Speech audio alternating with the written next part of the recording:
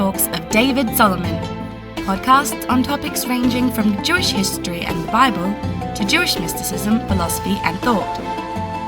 To find out about David's talks, books and more, visit davidsolomon.online. And now, here's the lecture. So far, in this series, we've looked at mystical encounters with the divine that, in a sense, are individual encounters. Yep. So in the first session we looked at Merkava mysticism, people who, through all sorts of meditative techniques and preparations and pursuit of holiness, ascend astrally, in a sense, in their mind, in their soul, sometimes with full consciousness. They ascend to some kind of ethereal supernal realm where they gaze at the divine chariot. And in the midst of time, we have lost those techniques. We've also lost the preparations that were required. We've lost the status, as we discussed last week, to be able to do that. And what we glean is the literature and almost like the whispers coming down to us of what those experiences entailed and what the implications were for the people that did them. But even in that level, it's almost like just as they are gazing at the divine, we are standing distant from their experiences and gazing at them, gazing at the divine. It doesn't really, they're interesting accounts, but they don't actually affect us. They don't affect us as a people. Meaning that the continuum of Jewish thought is enriched by them, but it's not fundamentally altered by those experiences. In the second talk, we looked at the other kind of a field or dimension of a Jewish mystical thinking, which is dealing with the act of creation. We looked at Sefer HaBahir last week, and from Sefer HaBahir we went on to a different kind of consciousness-altering experience in relation to the divine, of people who were able to achieve high meditative states through the permutation of letters and the names of God and so on, and even to the point where those permutations and those meditations could actually effect physical changes in them and their environment, whether it's seeing you double, having a light follow you around, all these things. But at the end of the day, even they, impressive though they are, they're we could put them kind of in the category of party tricks. And in fact, maybe that's not so unfair. I don't mean to denigrate magical practices, but we spoke last week about abracadabra, right? Abracadabra, which is abracadabra, which is magic tricks. Now, it doesn't mean that these experiences weren't real. It doesn't mean that the phenomena weren't real. I mean, who are we to say? And certainly the people that were documenting these seemed reliable in every other way, but they don't, once again, affect us. What I'm going to talk about today is a mystical encounter with the divine that is impactful on an entire people. That is,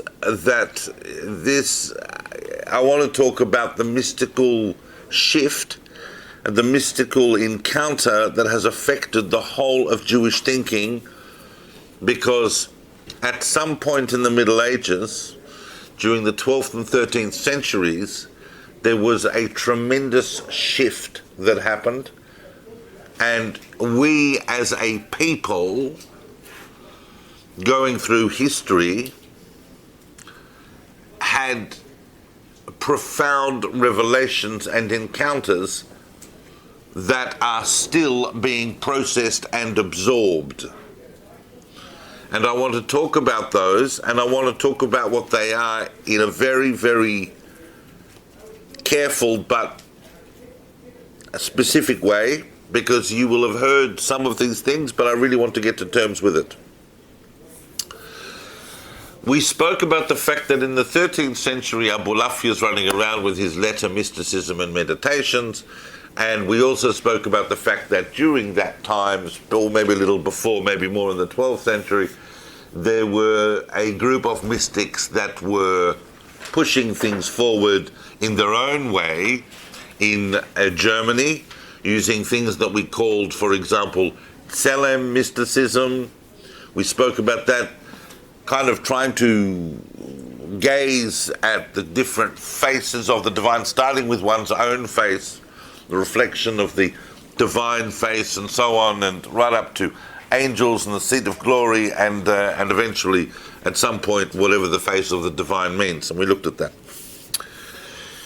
As you can imagine, and this will not come as a shock to you,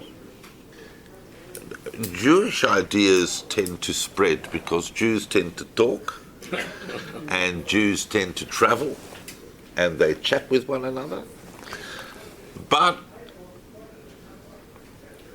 as they do that, one of the ways in which this kind of thinking evolves, and especially when it becomes combined with people that are becoming more and more keen to try various meditations and various thoughts, is that we develop a concept that first really is discussed intensively in this period in Jewish mystical literature, but we're going to be discussing it much, much later, perhaps even next week, but I'm going to highlight it now. And it's a very, very important concept, which is the concept of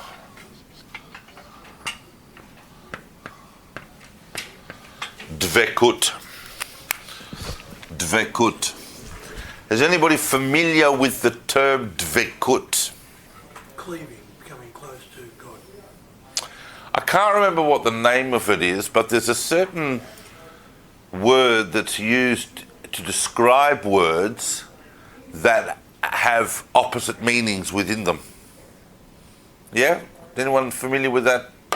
There's this word, it'll come to me later, where you have one word, but it can mean two things, but those two things are opposite. So cleaving, you can cleave something to render it asunder, or cleaving means to bring things together. It's interesting, the word cleaving that you said is one of those words.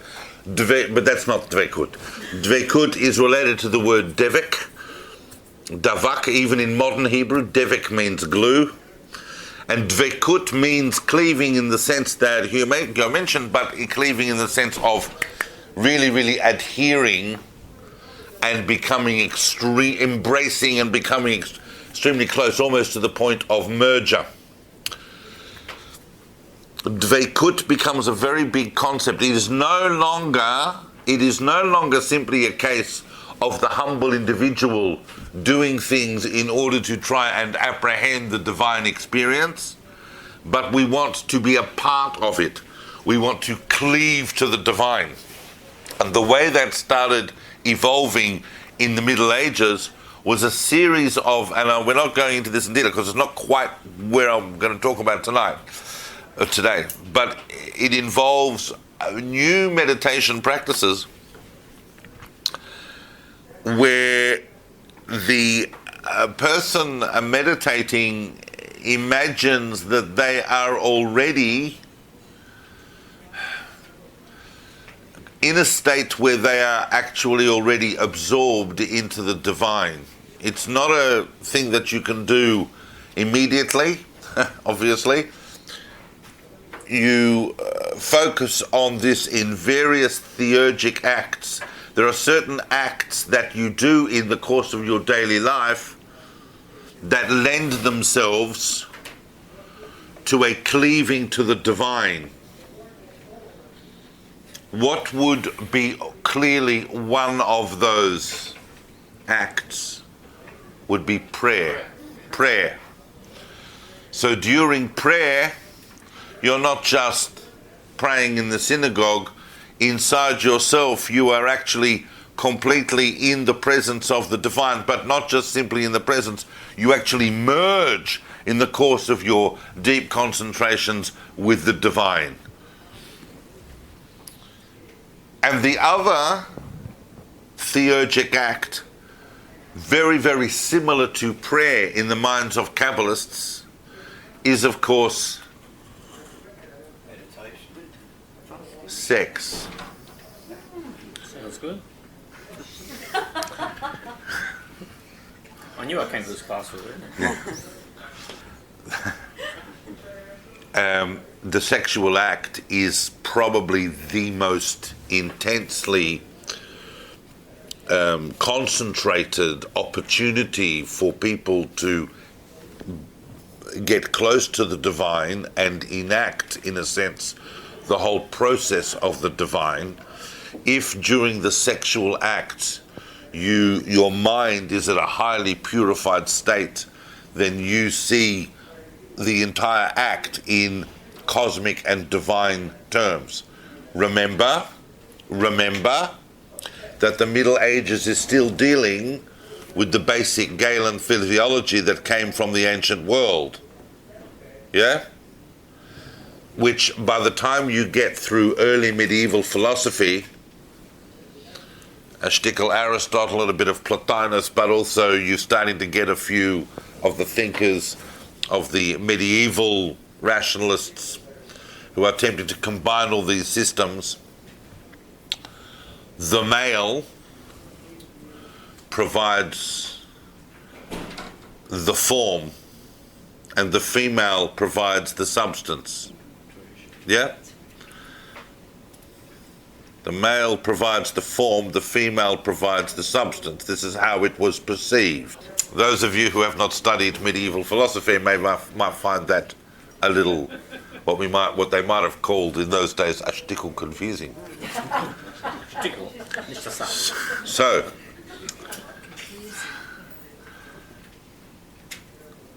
does everybody understand the distinction between form and matter? So I'm getting a yes, but I'm getting... Right, so in the Middle Ages, one of the major philosophical ideas that emerged from Neoplatonism and other strands of thought is that everything is composed of form and matter. Yeah? I don't care how slow we go with this. If what I need to explain to you tonight spills over into next week and we have to take 2 classes to go through all of this, I think it'll be worth it because I really need us to understand this. Everything in the world is composed of form and matter. If you want the Hebrew terms for that, it is tzura and chomer. Chomer is matter or substance, and tzura. But don't worry too much about that. Let's just stay with form and matter.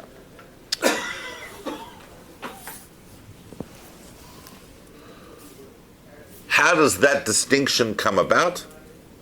Well, that distinction really we owe to our good buddies Plato and Aristotle, going all the way back to Greek thought. Plato's idea of the realm of ideal forms. This reality is kind of like a pluralistic, corrupt version of the realm of ideal forms. Remember that Plato, who's read Plato? What's Plato's most famous book? The Republic. And in the Republic, Plato gives us his famous analogy of the cave. In the cave, we are all sitting around the cave. Let's imagine we're even chained to the walls. Yep, for those of you who are into that sort of thing. And it's dark in the cave, but what's happening is there's a fire somewhere out there, but the only things that we really see are the shadows of things passing by the front of the cave, whose shadow is projected onto the walls of the cave. We don't really get an apprehension of what's outside the cave, only by way of reflection. What's outside the cave, in this metaphor, is the realm of ideal forms. That's the true reality. And that's the difference, between Plato and Aristotle. Plato wants us to stand up, like mentioned, and go outside and have a look. Try and contemplate the realm of ideal forms. For every single thing you see here, there is an ideal form of which what you see is just a replica in some corrupted or imperfect form. In the realm of ideal forms, there is this ideal form of a horse. There's an ideal form of a table. There's an ideal form of whatever. And obviously that marks the massive conceptual difference between Plato and Aristotle, because Aristotle is going, you don't need to go out of the cave. Look around you in this world, investigate this world, explore this world, categorize this world, that's the important one, create a taxonomy of things, and through understanding this natural reality, you will understand universal forms, you will extrapolate them from seeing what is involved in this reality. So, in a very, very basic sense, Aristotle, who becomes the cornerstone of rational thinking in Middle Ages, which is going to go on to be evolved into Western science, is an exploration into nature. Plato, who is going to call really the foundation of all metaphysical thinking in the West, is a movement away from this reality towards a realm of ideal forms. Everybody follow that? Now, that's a very, very basic distinction. But you can take that distinction to dinner parties and you'll be fine. By the time you get to the Middle Ages, so we're already, the high scholastic Middle Ages, we're already 1,500 years after Plato and Aristotle. We have a very evolved Neoplatonic thinking about how the world comes about. Many people have tried to weld the two Aristotelian and Platonic systems together, but in the High Middle Ages, it's once again going through a process of separating those two ideas out. But Neoplatonic thinking realizes that everything in the world contains two fundamental elements, including humans: a form and matter. Those two things are separate, but they need to be joined in order to create anything that you encounter in this reality. If we were to project that back on the story of creation, God provides the form, and the materia prima, as Aristotle might have put it, the primordial matter, was possibly already here. Don't clench your sphincter. This is one of the issues that Maimonides has to deal with, because Maimonides wants to tell you that everything, including matter, was created from nothing by God. So that's a whole other issue, and if this was a course on medieval Jewish philosophy, we would deal with that. But these are some of the issues. Next time, please, God. So, form and matter. So the basic idea was that during sexual intercourse, the male provides the form. I'm talking about intercourse that leads to conception. The male provides the form, the female provides the matter. The form is concentrated in a physical sense in semen, in sperm, but sperm does not originate from where we think it now originates. I'm looking around the room to see whether people would actually have an answer to that. My understanding is that it originates, sperm, according to contemporary medicine, originates in the testes. Yes? Have I got that wrong? They haven't changed that since I was at school?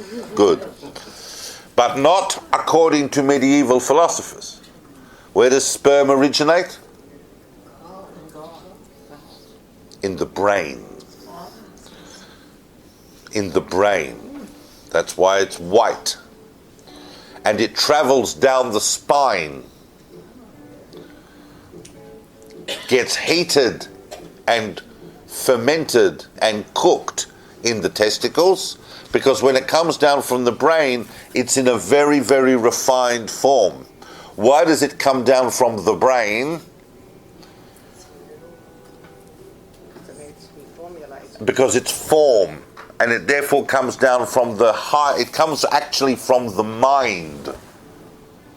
That's why they strongly believe that what you're thinking about during intercourse is going to have a tremendous effect on the child that you produce. When they talk in books in the Middle Ages, whether they are theological texts or even medical texts, when they talk about the fact that what you're thinking about during intercourse affects the child, they're not simply playing with ideas. That's what they really mean. Yeah? If a man's thinking about his neighbor's wife, yeah, or if the woman is thinking about the neighbor, then the child's going to look like that. Impure thoughts lead to impure children. Now that's just a very, very basic kind of ascetic grounding for it, but those ideas about encountering the divine in sexuality, because sexuality then becomes the ultimate metaphor for divine encounter. When a couple creates a child, it's the same as when God creates the world. Yeah? And that idea has never gone away. It's still with us, that idea, even though we have evolved in our medical understanding of what happens. Kabbalists will still tell you that the ultimate origin of the sperm is still in the mind, in ways that we don't yet understand. The more you clarify your entire body, become more spiritual in your body and your mind, then the higher the level will be. You can imagine, therefore, when we spoke about the concept that you were saying, the concept of, and we touched on this last week, to quote an unfortunate pun, the notion of masturbation. And that is, you can understand how damaging that would be in the eyes of the Kabbalists. Form is to be imprinted in matter. Yeah? It also, and I don't want to, this is not a sex ed class, because I'm looking around the room and none of us really need that, but you can understand why also in Kabbalistic literature it becomes very important for what they call female conception. Not forgetting it, we're having difficulty translating. The word they use for male is zriah, which is the act of sowing. Yeah? Sowing seeds. But they use the same verb for women. Now, most contemporary translators and commentators on these medieval texts understand that to mean female sexual climax, which is a kind of a very, very interesting thing, because no one else was really talking about that in the Middle Ages. It's very important that that precedes the male ejaculation, because you need the materia prima in order to impress the form. It doesn't mean that it's not going to happen if you don't achieve the sexual climax of the feminine prior to the male, but it's not going to be as ideal. Everybody follow that? Yeah. Completely. I'm giving you a very, very filtered summary of the material that I have waded through. You should see what they talk about, the types of children that emerge from different sexual positions. I would love to give a separate talk entirely on this. We'll see whether we get nobody turning up or everybody, but it's remarkable. It's remarkable material. Now, but that's not what we really talk about. I'm just trying to say that there then develops this idea of devekut, which is kind of like a cleaving, almost like you become yourself a divine channel. In other words, the divine energy is flowing through you, and during prayer and during sexual congress, both of which are seen very, very, very, very similarly. Yeah? When did that happen? Okay, thank you for letting me know. Probably there's a cosmic reason behind that. I can tell you, yeah. But the idea... What's the relationship between Christian mysticism and Jewish mysticism? Oh, yeah. Because there was quite a lot of... I'll touch on that because we can't go into that. If you knew what I actually really need to talk about today, you would realize that I can't go into any of this. But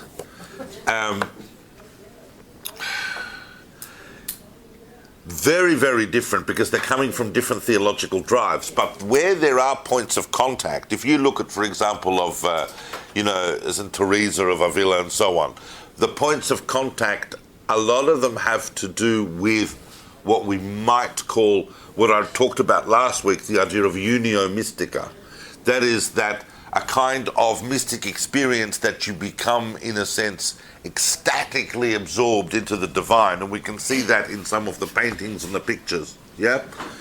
And as people undergo what might be understood to be a type of passion experience, yeah? But most of those emerge from ascetic practices, that is a withdrawal from nature or from corporeal engagement. And we saw people who've tried that in the Jewish tradition as well, through fasting and whatever. But now, in the 11th, 12th, and the 12th, 13th century, what we're seeing from the 11th to the 13th in Germany and Spain, and particularly in southern France, is an attempt to integrate mystical experience and an awareness of the closeness of divine reality, devekut, into that very corporeality. Yeah. Now, you were going to say something quickly or not? I was asking the idea of the parents having an imperfect child. Yes. Is this prior to Kabbalah? I'm just thinking because... I mean, no. No, that particular one about the child, because I'm in the... Yes. That is already that idea is already in the Talmud.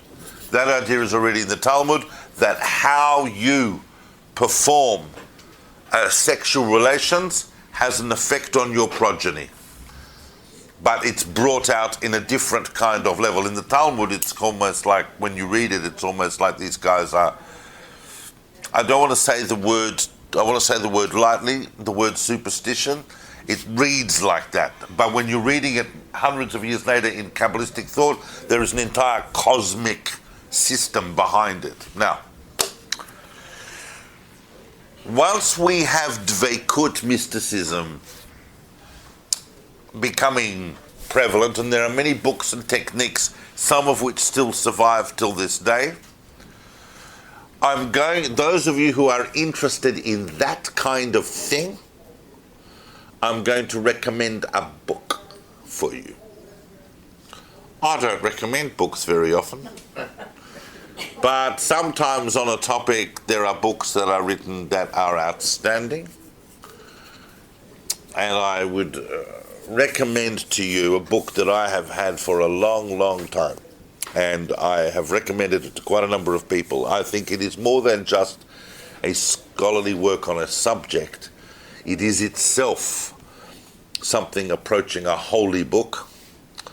And it was written by a remarkable individual that some of you will have heard of. I'm talking about a 20th century book in English, so everybody can relax.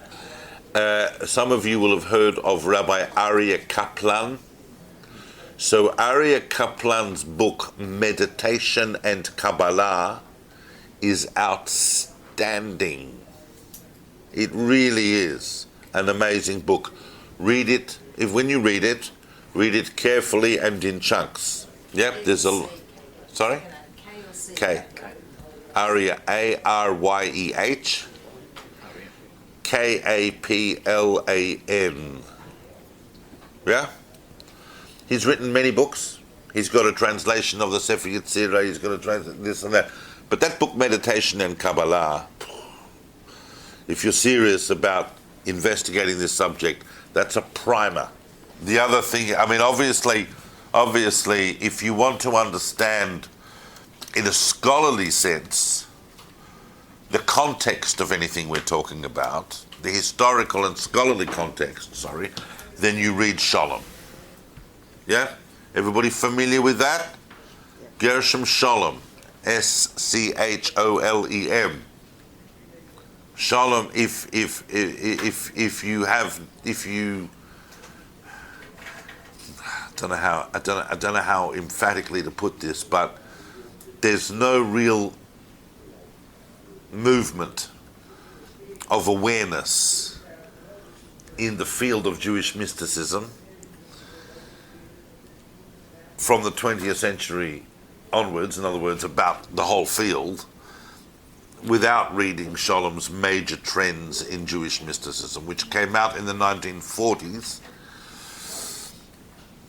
and it's obviously gone through many reprints. And you can imagine, in the 70 or 80 years since then, a lot of people have revised his work, but his work is the grounding of all scholarly discourse of the last century in this field. And the reason for that is because he lays out the context of everything. You must understand the context of what you're looking at. Now, it doesn't matter if Sholem was a Chazafresing Apikoris. All of his sources are absolutely kosher. Yeah? When he tells you he's seen something, he's seen it. When he talks about things, and he starts to put it together intellectually. Not everybody agrees with him, and you don't have to agree with him. Sholem has written things that I've written papers disagreeing with, but that's irrespective of the fact that he defines the major context from that field. It came out of the 19th century as a whole big cholent, and he put the whole thing in order. So read Major Trends in Jewish Mysticism. Yeah? Now, but on the subject that these delicate subjects, Aria Kaplan is outstanding. He's obviously not a Chazafreser. The very holy rabbi, and he was also a physicist, extremely interesting person, and tragically passed away very young, but an amazing writer. Okay. Yes. You're saying prayer, of course, is another way of cleaving. Yeah. Why did this only become more concentrated in the 12th and 13th century? Because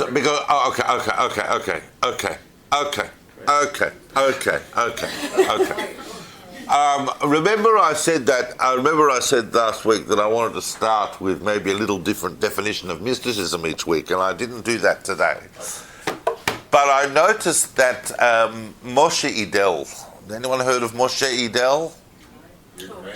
I mentioned Moshe Idel. Moshe Idel is a contemporary, retired for the most part, but not that old. I mean, he's only in his early. He'd be in his early 70s, but he is probably the most.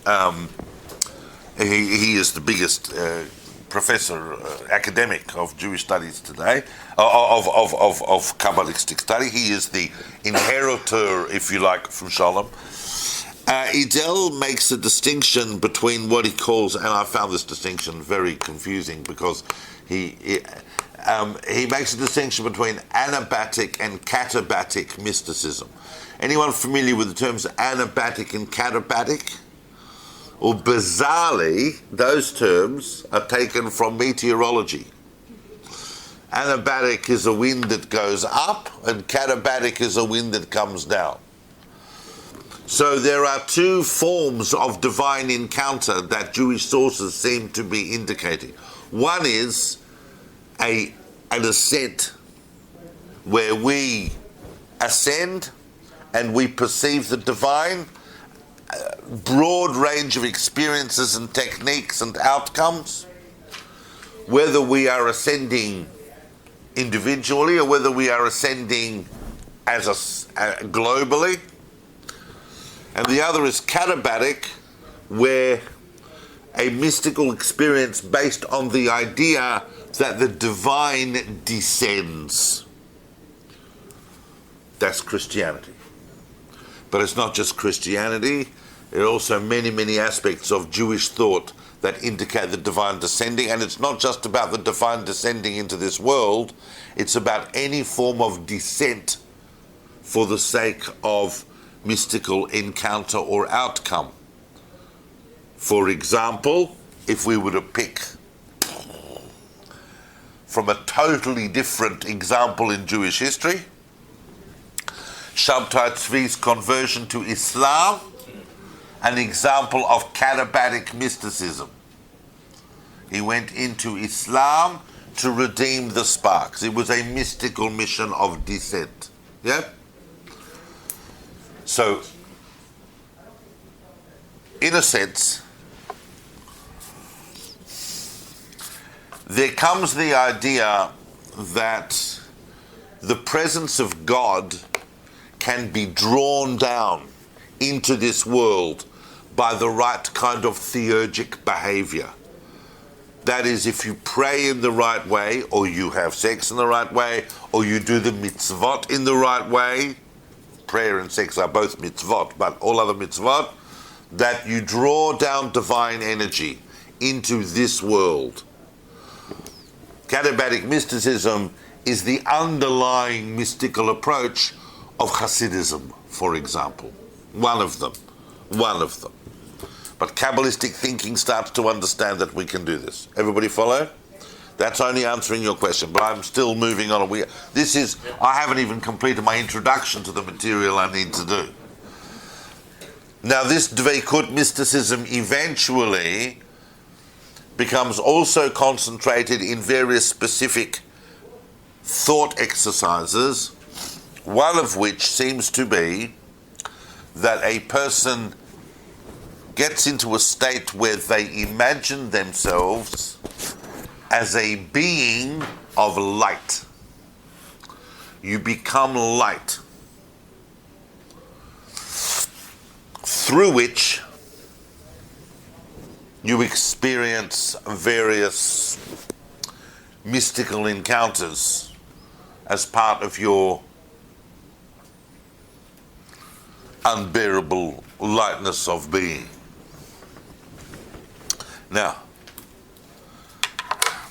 all of which is a shtickle ironic, because the first person that we really identify as a Kabbalist, and Kabbalah is something a little bit specific within the broad stream of Jewish mysticism. Some people think that Jewish mysticism is Kabbalah, that those two words are equated, but not really. Jewish mystical thinking is an exercise that's thousands of years old, as we have seen, but the specific project that we call Kabbalah is only about 1,000 years old, maybe a little less. Everybody follow? It arises in the 11th and 12th centuries and develops from there. And it has significant identifying features. What I want to talk about today is I want to talk about the Kabbalistic revolution that happens in the Middle Ages as an embodiment of a divine revelation and encounter that the whole of the Jewish people have that affects their entire consciousness and thinking about God. And that is a process that goes right up to today. So we need to address that. We're no longer involved with individuals going upstairs and having a look. We're now talking about... And that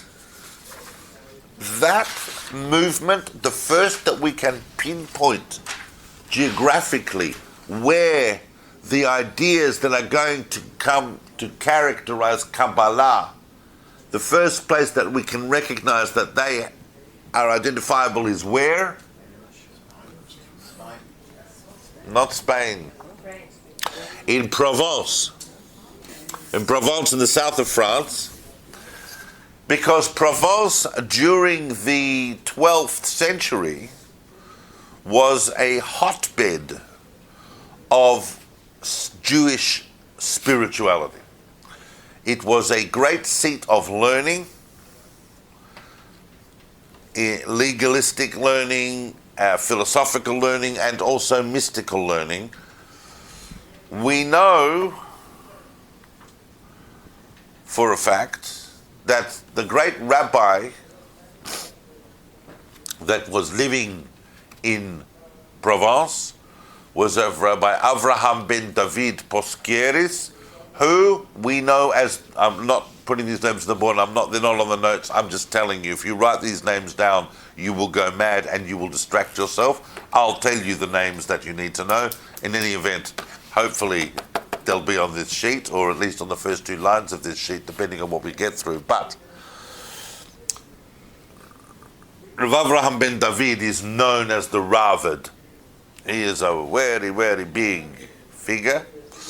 And the Ravad became very famous. One of the reasons he became famous is because he wrote a series of critical glosses on the work of Maimonides. The Ravad has a son called Yitzchak, who we know as Yitzchak Sagi Nahor. Does anybody know the meaning of the term Sagi Nahor? It's sometimes applied to people in Jewish history and elsewhere. Sagi Nahor is an Aramaic term meaning of much light. And we understand what that term means. It is a euphemism for meaning that the person is blind. That's why Yitzchak Sagi Nahor is otherwise known in history as Isaac the Blind. Now, despite being blind, and despite the fact that he's living at a time where mystical thinking has reached the apex of light mysticism, and that's the incredible thing, because, as I said, people had started deeply contemplating about the concept of light. He becomes, in a sense, the father of what is going to become the Kabbalistic tradition. Now, we do not know if he is the author of the first famous text on Kabbalah, but he's very, very close to it. This text appears to have emerged in Provence. It may have German elements based in it, but it is regarded by all scholars as the first identifiable book of what we call Kabbalah, and I'll explain why that is very, very shortly. What is that book? What is the book? So we're still 100 years from the Zohar. The Zohar is a century later hyper-development of the ideas contained in this book, and this book is known as... Who said that? Very good. It's the Bahir. Who's heard of the Bahir? Well, I can tell you that the Bahir... Now, so some people, that's all they've heard of, because some people walk into the Bahir and they never walk out. The Bahir is a book that could absorb your entire mystical project if you want. But the Bahir is just the beginning of the journey of Kabbalah. But it's not a book that's ever gone away or not been of value. Now, just before the break, I'm going to talk for a few minutes about the fundamental characteristic of Kabbalistic thinking, of the revelation and encounter with the divine, that the Bahir talks about. We do not know, I'll stress this again, we do not know if Isaac the Blind and his circle are uniquely responsible for the Bahir, if they wrote it in some way, or if they somehow put it together, but they are certainly very closely aligned with it, because the Bahir first appears in Provence in the middle of the 12th century, right at the time that his circle is up and running. And the ideas that Isaac the Blind is talking about elsewhere match the defining characteristics of the Bahir, but we do not know if the Bahir is from him. The Bahir, of course, of itself does not claim to be the product of the 12th century Provence. The Bahir is self-ascribed to a much older figure. And that is, it purports to be the teachings of Rabbi Nechunya ben Hakana, Who is Rabbi Nechunya ben Akana? He was the subject, if you like, or the hero of one of the great chariot ascent descriptions written by his student Rabbi Yishmael ben Elisha, who I spoke about in the first talk, and when that one where they all sat around and Nechunya ben Akana did the ascent and told them they had to be careful because they could have got killed in that process. Remember that? That's Nechunya ben Akana, the greatest mystic at the end of the Second Temple period and the generation following. He is the attributed author of the Sefer HaBahir. But, as most scholars would tell you, it does not seem likely that he was the author. It looks like it was composed sometime much closer to the 12th century. And it's, Look, I'm familiar with scholars today who are at the cutting edge of trying to work out the origins of the Bahir. So it's very complex. It seems to be based on various manuscript traditions that come from, some from Germany, some from maybe even the land of Israel or whatever, but it's a compilation, but it appeared in Provence. But the characteristic ideas of the Bahir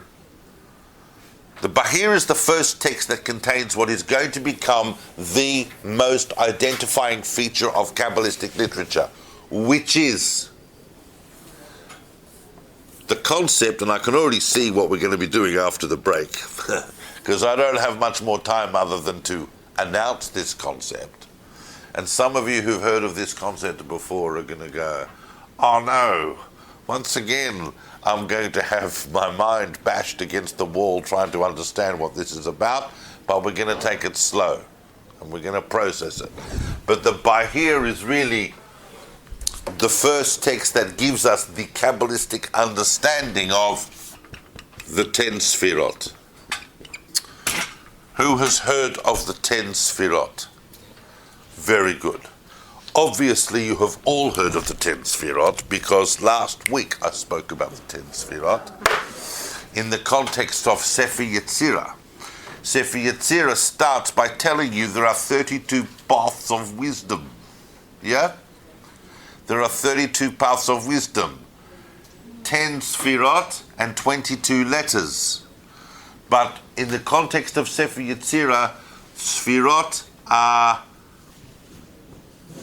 we don't know what they are, but they're numbers. Because the Sefer Yetzirah is dealing with number and letter mysticism. Following? But the 10 SEFIROT of Kabbalah, as we start to see from the book Bahir, are something else completely. Naturally, when Kabbalists go back to Sefer Yetzirah, they go, oh no, those 10 SEFIROT are these 10 SEFIROT, but they're not. Kabbalah does something completely different because we are on the other side of a Neoplatonic thought revolution. That thought revolution is a full-on invasion of Jewish mystical thinking by Neoplatonism at the hands of some very brilliant, iconic figures in Jewish thought like Shlomo ibn Gvirol and others who were deeply inside Neoplatonic thought. Now, some of you are sitting and going, David, what is Neoplatonic thought? I have not stuck to my notes at all for this class. So we're just going, because I'm actually reading people's eyes and I'm only going as far as people can understand. We spoke about Platonic thought, yeah? What are the identifying features of Neoplatonic thought? False. Well, obviously new, sorry?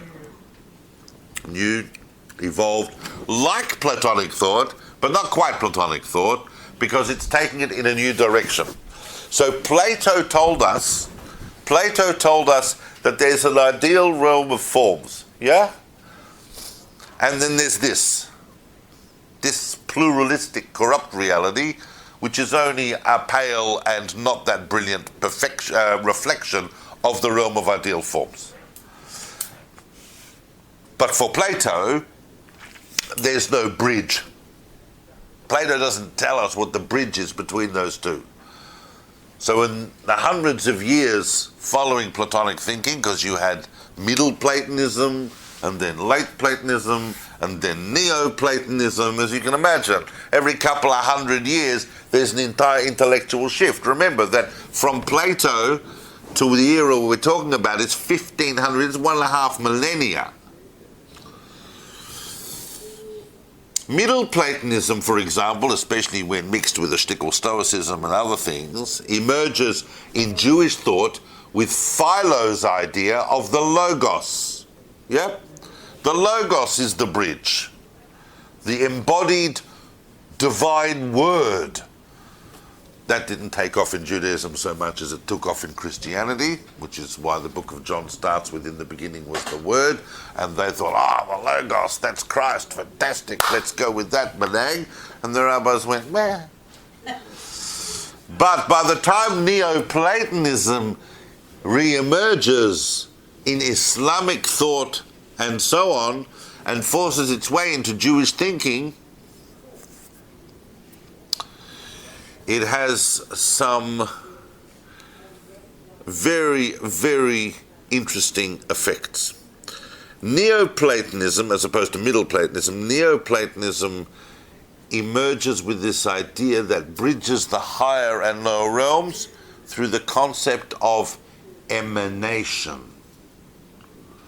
There is a series of gradations and emanated steps from the divine reality, because it was very easy for religious thinkers to bring in Plato, because the realm of ideal forms is what?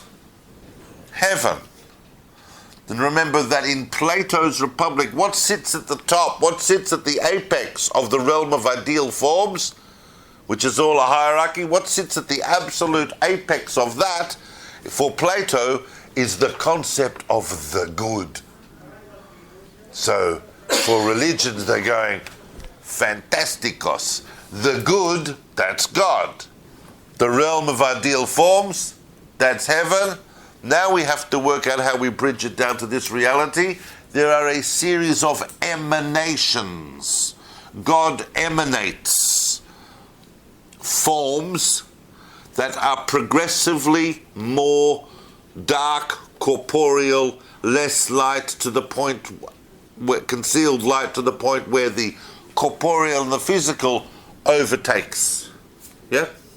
Emanationism comes into Jewish thought, and so the picture of the 10 SEFIROT that emerges in the 12th and 13th centuries in Provence and later in Gerona and Spain relies on this concept of emanation. The 10 SEFIROT are no longer simply numbers, they are emanated creative potentialities of the divine. Now that sounds like a big, inexplicable, mystical phrase, and I'm going to come back and we're going to unpack it.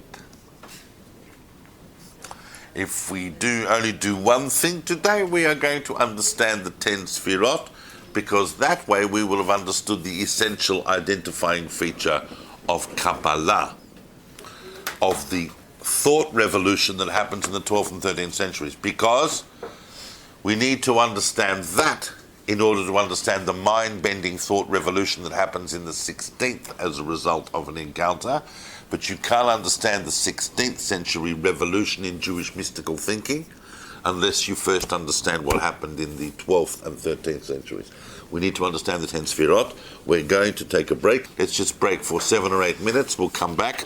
And I've got to tell you that I am only 2 or 3 lines into these notes. This concept that we spoke about, that some of you appeared to show interest in, the idea that the thoughts that we have during a sexual intercourse affect the psychological as well as potentially even physical makeup of the children that emerge from those sexual acts.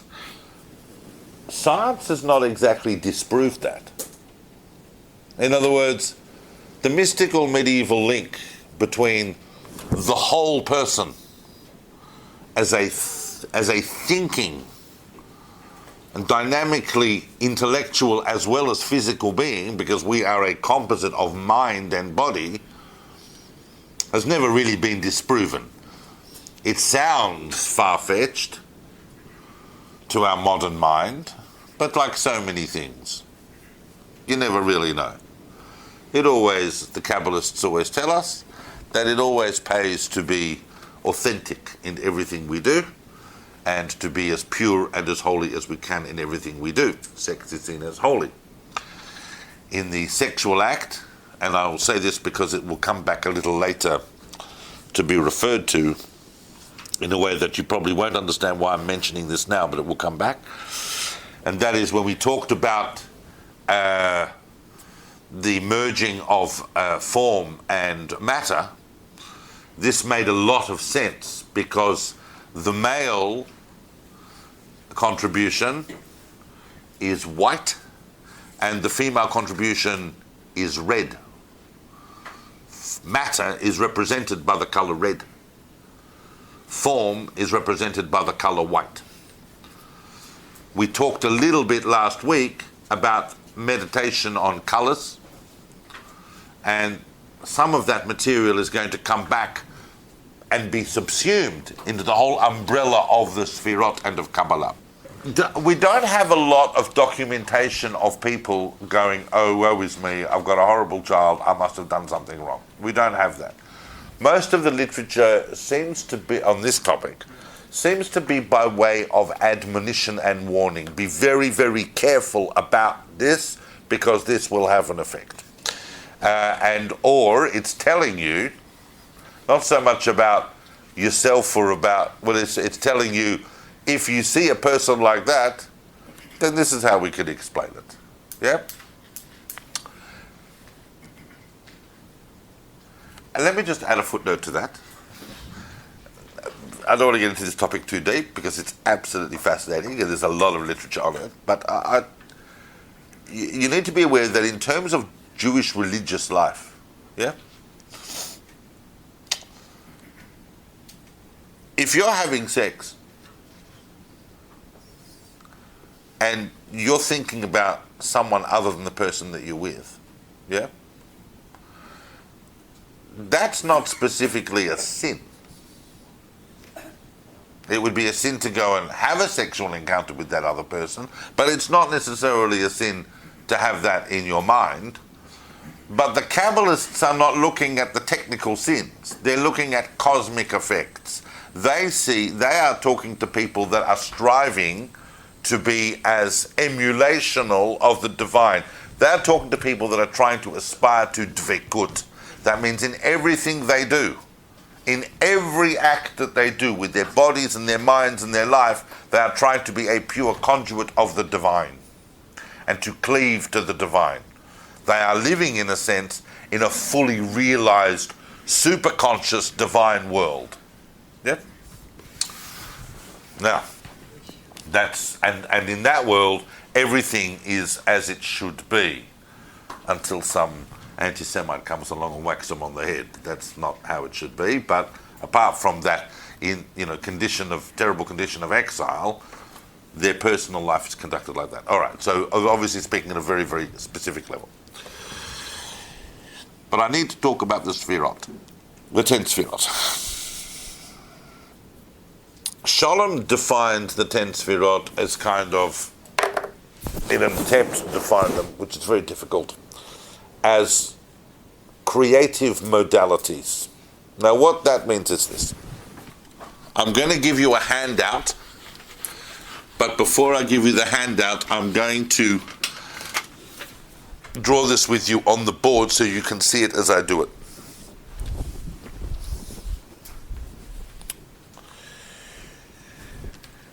God emanates, and when I say the word emanate, you have to understand that the word emanate itself is a massively complex field that contains millions of words to try and explain what emanate means. But we are contracting all of that by just using the word emanate. But know that that is a whole doorway into a universe of thought. But God emanates 10 creative modalities by which to effect the realization of anything, to affect the realization of anything. Everything in perceived reality is comprised or comes into being from God by means of 10 emanated potentialities of creation. Here's what they look like. The very first, but it's, before we even get to the dynamic creative part, we somehow need to look at these SEFIROT statically and then see how they engage dynamically. Some of you are looking at me like you don't understand what I mean, and that's okay, because I haven't done it yet. I'm just saying that first of all we need to look at them statically, but these are not static. They are not monodimensional either. But we somehow have to represent them, so this is how we're going to represent them. The very first of those emanated divine powers or beings is the Sefirah of Keter.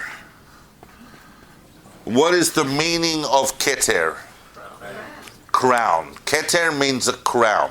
Now, I don't want to translate these words on the board because we don't know, because that would be a mistake. If you want to learn Ooga Booga Kabbalah, then you can go to Madonna and all her Chaverim. But I'm going to teach you Kabbalah as it's taught, and I'm going to, even the small amount that we're going to touch upon, just to learn about the 10 Sefirot. We are learning about a mystical encounter that the entire intellectual stratum of the entire Jewish world has undergone in the last few hundred years in its mystical thinking. And we're just looking at one aspect of it. But you cannot translate words. You got to know what they mean, but to translate them is already to immediately rob them of their infinite symbolism. The word Keter is a Hebrew word. I'm happy to write them in transliteration. It means crown. But in fact, if I was to do this properly in English, I would write it like this. The capital letters represent consonants. Yeah? Put up your hand again if you know a little bit of Hebrew enough to read it. I'm only doing this with this as an example, but this is how that would look in Hebrew. Yeah? And they're the consonants. Those of you who clench your sphincter and go, well, there's no vowels, should know you don't need vowels in Hebrew. The vowels are a very, very late invention, and they're only to help people read words that they don't know what they are. But if you know what the word is, you don't need the vowels. Yes, we have these little vowels here, so that we know it goes Keter, but anyone who knows that word knows it can't be read any other way. It's Keter. Yep. So I'll put the vowels in lower letters, but the caps indicate the consonants in Hebrew. Hebrew letters are all consonants. Everybody follow? Good. So Keter is the first Sefirah, and Keter means crown, and that is a very, very, very close emanation. Now, the number 10 had been important in Jewish thought for quite a while.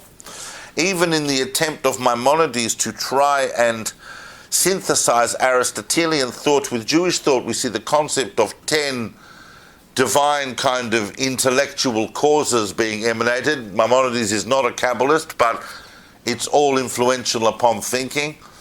Besides which, these guys are developing this system completely independently of Maimonides. Maimonides is only about 30 or 40 years old when the Bahir comes out.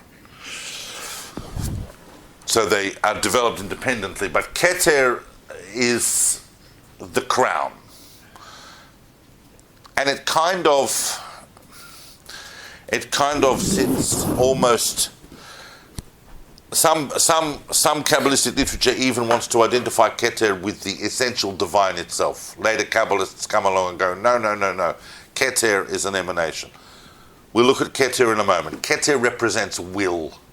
It's just the will to create. Yeah? That's what it... But you got to understand, when I say Keter represents the will to create, That's not something that necessarily would have been explicated in the 12th century by the people developing the system of the Sefirot or revealing the system of the Sefirot. That could be something that comes hundreds of years later as they try to understand what Keter is in the creative process. Follow? It's a Hokhmah. The wisdom of the Kabbalah is a wisdom, but it's also in a sense a science. It is attempting to understand the whole relationship between the divine and the world. How can we bridge that gap that we spoke about last week, the abyss? What does God look like? How is God manifest? How is the divine manifest? Divine is only comprehended through the creations that emerge. And how are things created? So we start with Keter, but it does represent will. Following which, when I do H with a dot, that's not a hey, it's a chet. Yeah? Hokhmah. What is the meaning of the Hebrew word Hokhmah? Wisdom. Now, people who translate Hokhmah as wisdom are not incorrect, but they are missing out on the entire Kabbalistic power of the word Hokhmah. And I'll show you that in just 2 seconds, and I will completely obliterate your minds with confusion. And then we will return to the 10 Sefirot, but I just want to prove this point why you have to be very careful translating these. The real translation of Hokhmah is Hokhmah. We talk about Hokhmah because it is so much more than just the English word wisdom. Yes, Hokhmah means wisdom. Hokhmah means science. No, not so much knowledge. But in Hebrew, Hokhmah is written, as you know, Azoi. Yes? This is really composed of 2 words. Switching these round, it equals koach, power. Koach is power. Ma. What? The power of what? Ma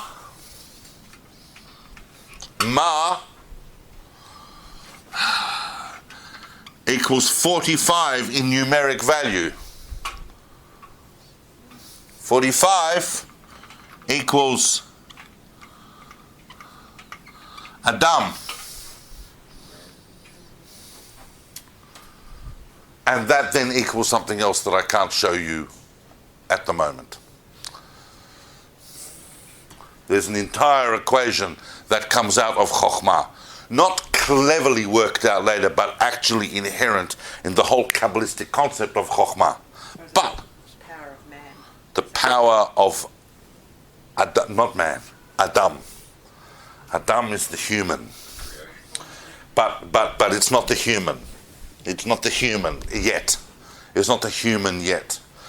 But most people translate Hokhmah as wisdom, and it often refers to the initial spark or flash or spark of creation, of creating anything. Yeah? There is so much. You have to understand the walls of the dam are only just holding back the floodwaters that come into my mind when I talk about this stuff. You have to understand, I need to very, very carefully filter it because every single thing is a symbol to everything else. So we have to stay in the pathway just for now.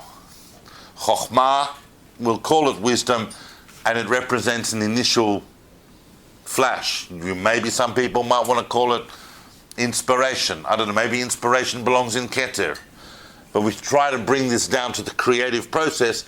People try and find ways in which to understand these things. But at the moment, we're just going to go through the terms, and I'm going to show you a chart. The next Sefirah is what?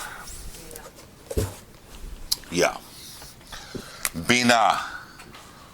You can imagine that after 800-900 years of Jews thinking about this, that it's got quite complex. But Binah, it means understanding.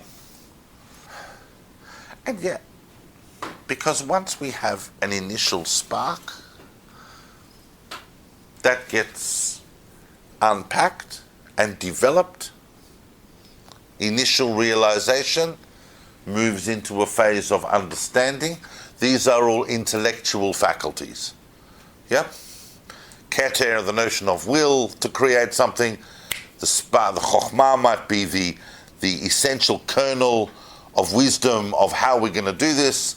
Binah is like you might be drawing up the more detailed plans, but nothing has yet been put into actual immanentized effect. Yeah? Chesed is the next one. What's the meaning of the word chesed? Benevolence. Benevolence. Kindness, benevolence. But it's a concept of outflow. Yep?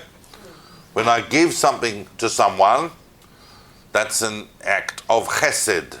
I mean, unless I'm giving them punishment, but you know, it's an act of kindness, benevolence, it's outflow. Kabbalistically, we do not specifically understand this necessarily in terms of kindness per se, but all acts of outward flow are chesed. Charity is an act of chesed, but chesed is not defined by charity. The next one is? Correct. Gevurah. Now the word Gevurah means might. By the way, these actual terms are found in the Bible. They are taken from a verse in Chronicles. Gevurah means, what does Gevurah mean? Bravery. In modern Hebrew, Gevurah means bravery. Certainly, the root of the word, Gimel Bet Resh, has to do with all acts of macho bravado. You will even hear the expression, hu gever, right? Meaning hu gever. What does it mean, hu gever, in contemporary Hebrew? It means if someone is a gever, it means what? They're a real man. They're a man's man. Ze gever. But that's not what Gevurah means. Gevurah means, it's often translated as might. God is called a Gibor. Ish Gibor, a mighty man. In other words, Gevurah is might. Sometimes also translated as severity. Kabbalistically, we understand Gevurah as the opposite of Chesed. Listen very carefully. Do not get confused to what I'm about to say. Who is familiar with Pirkei Avot? Who is familiar with Pirkei Avot? In the 4th chapter of Pirkei Avot, it opens, in the Mishnah tractate of Pirkei Avot, it opens with the words, it's actually the statement of Ben Zoma, who is wise, yeah? Who is wealthy, who is mighty. Ezehu Gibor. Who is mighty? And who is mighty? Someone who controls their Outstanding, Gary. Outstanding. I want to come around there and give you a kiss. I won't, but outstanding. What did he say? I'll tell you what he said. Ezehu Gibor, says the Mishnah, hakovesh et yitzro. Someone who conquers his inclination.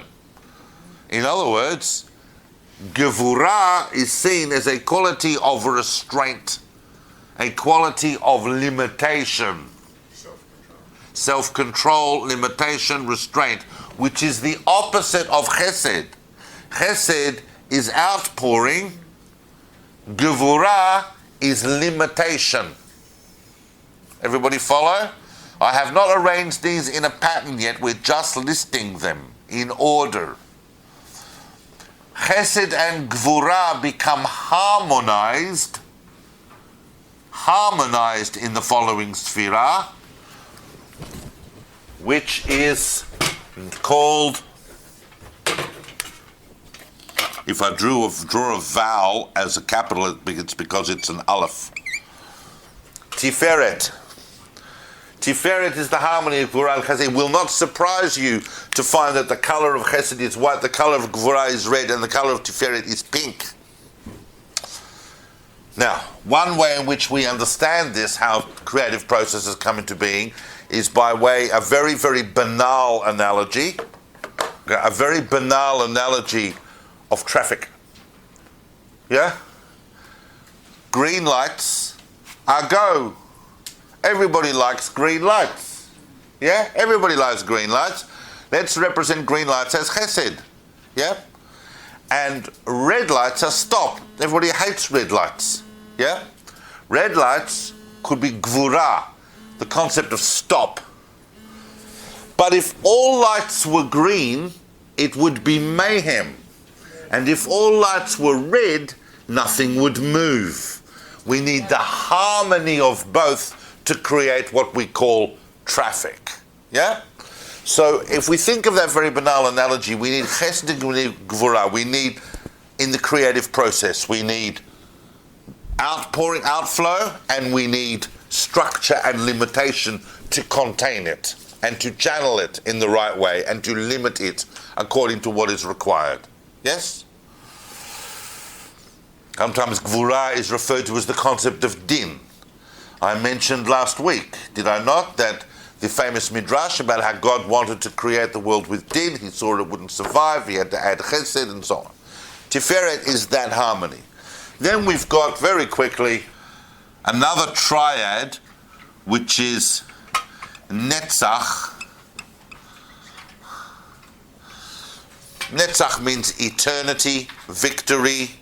This is already this is already a level of engagement with the reality. I'm going to go through these quickly. Hod, and if that represents the Vav, and Yesod, which means foundation, and then everything ending up in the 10th Sefirah.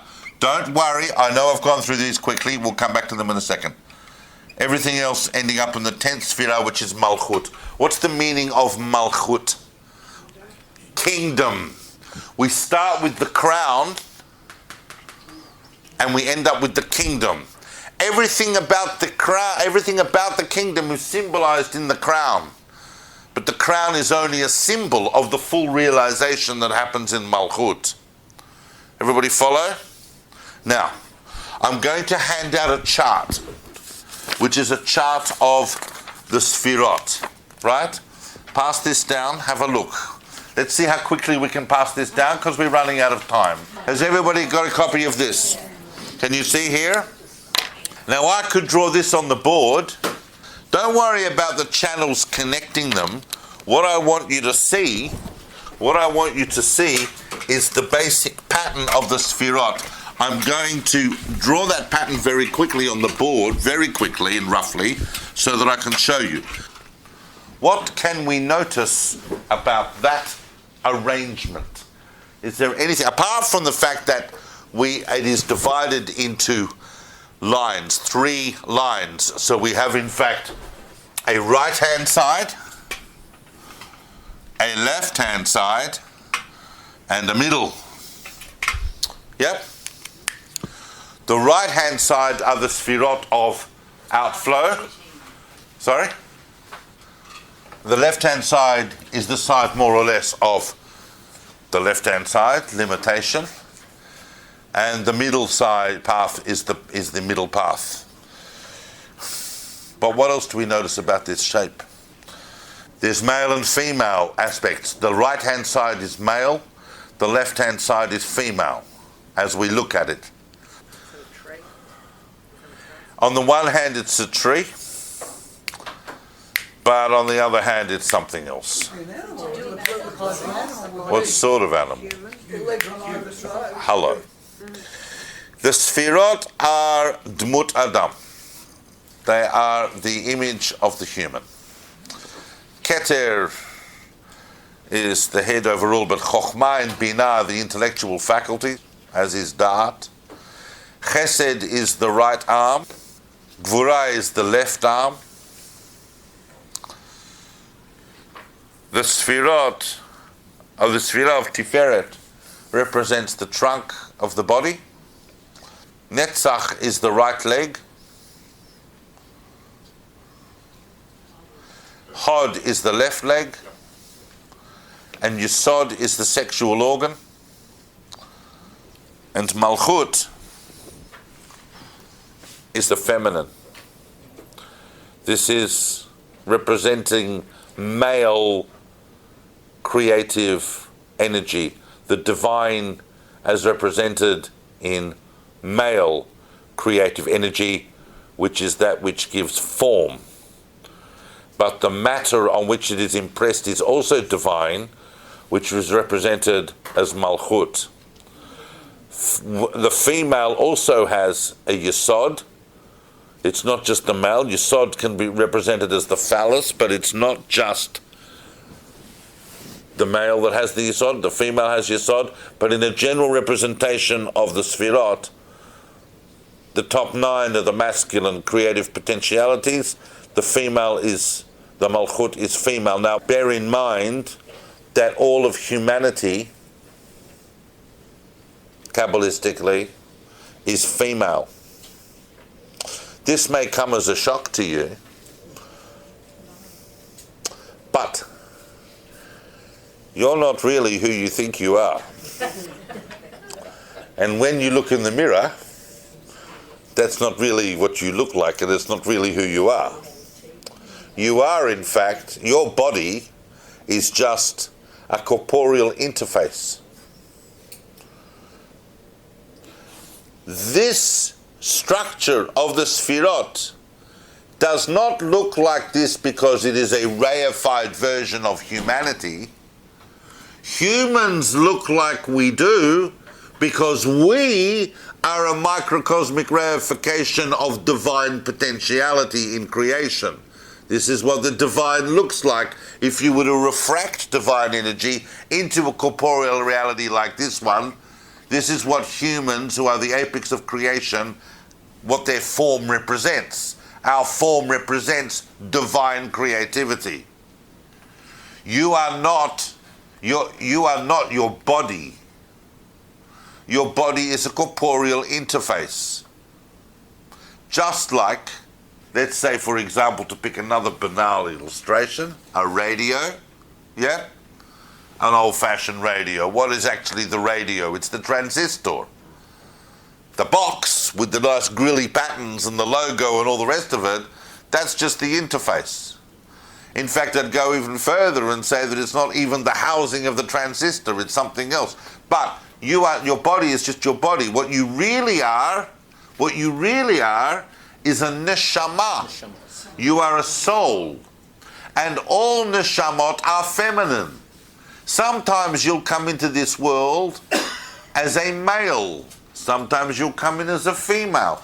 And interestingly enough, what did they discover? What did they discover in 19th and 20th century embryonics? What did they discover? That we're all embryos are female until a certain point in gestation where the XY chromosome kicks in and certain of us become male. Yeah? But the default condition of humanity is female. Malchut. The Jewish people are the female in relation to the divine. That's Knesset Israel. But we are Duchra, we are the male creative potentiality in relation to the rest of the world. This is a whole hierarchy of form and matter, form and matter, form and matter.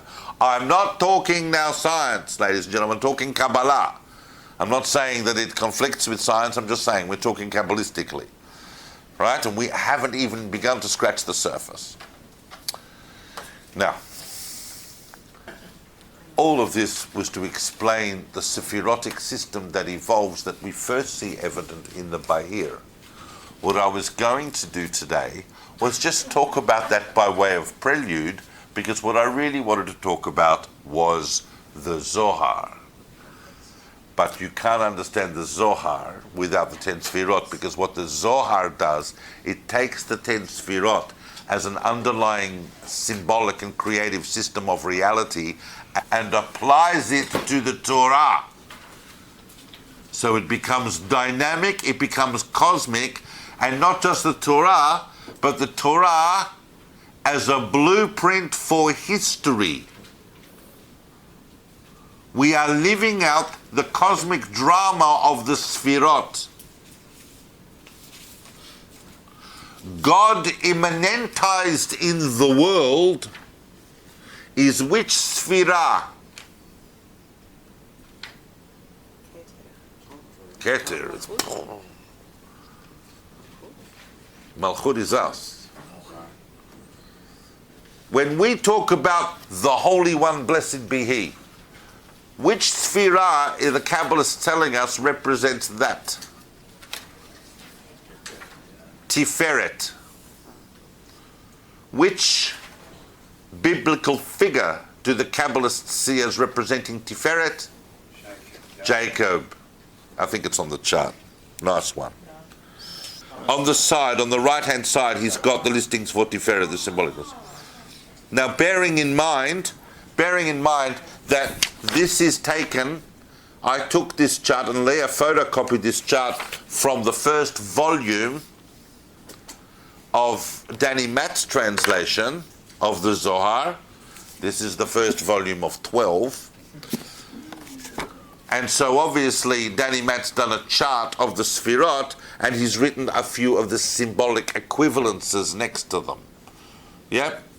But this is a very limited representation of those equivalences. What the Zohar does, it takes the underlying framework of the Sefirot and dynamically interprets the Torah according to them to show the relationship of the people of Israel and the divine. When does the Zohar emerge? And this was going to be a question that I was going to ask and pose to you about 10 or 15 minutes into the first half of this talk. And we have only just arrived there. So I want to hold that question, because do not walk away from this talk thinking that you have understood what it is that I want to communicate about the Zohar. I wanted to communicate simply that thinking about devekut and light and the the influence of Neoplatonism and emanation theory emerges in Provence in the 12th century in the book Bahir and the whole formulation of the Sefirot. But that's only the beginning of a very long and phenomenal intellectual and mystical journey that we've taken with the Sefirot. And because even the Zohar is just the beginning of that journey, but I'm going to continue talking about that next week. So thank you for listening today.